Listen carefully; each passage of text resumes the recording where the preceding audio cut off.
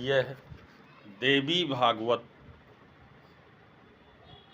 तृतीय स्कंध की 9वीं अध्याय की कथा जो आप आज श्रवण करेंगे। जन्मेजय जी बोले कि देवी का महात्म सुनाइए। तब व्यास जी ने उत्तर दिया कि आरंभ काल में ध्रुव संधि नाम के एक पराक्रमी और प्रजापालक राजा अयोध्यापुरी में हो चुके हैं। उनकी दो रानियां मनोरमा से सुदर्शन तथा लीलावती के गर्भ से शत्रुजित नाम के दो बेटे उत्पन्न हुए। जब राजा आखेट के लिए बन गए तो बाघ ने राजा को मार डाला। राज्य में क्रांति मच गई। मनोरमा के पिता कलिंगराज वीरसेन तथा लीलावती के पिता युधाजित सैन्य लेकर आ गए। महायुद्ध हो गया। वीरसेन युद्ध में काम आ गए।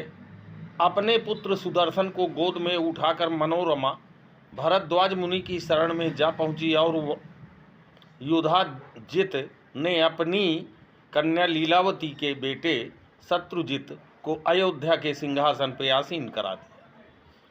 और बाद में युधाजित जी सुदर्शन का संहार करने के उद्देश्य से उसकी खोज में निकल पड़े। कालांतर में उनको सुदर्शन की खोज लग गई और उन्होंने भरद्वाज मुनि से सुदर्शन को मांगा। मुनि ने सुदर्शन को उन्हें नहीं दिया। मंत्रियों ने राजा को समझाया कि मुनि को मत छेड़िए, क्योंकि आदिकाल में गाध राजा के सुपुत्र श्री विश्वामित्र जी आखेट के लिए गए थे। वन में वशिष्ठ जी ने उनकी सैन्य सहित उनका सत्कार किया।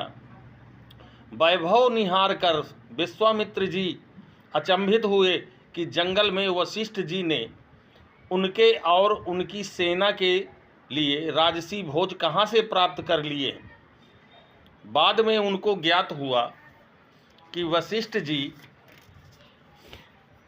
के पास एक नंदनी गाय है। गाय की दया का ही फल है।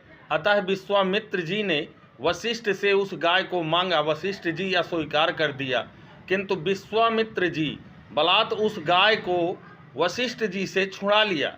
वशिष्ठ जी के एक इंगित में विश्वामित्र जी की सब सैन्य नष्ट हो गई। यहीं से 9वीं अध्याय की कथा समाप्त होती है और पुनः 10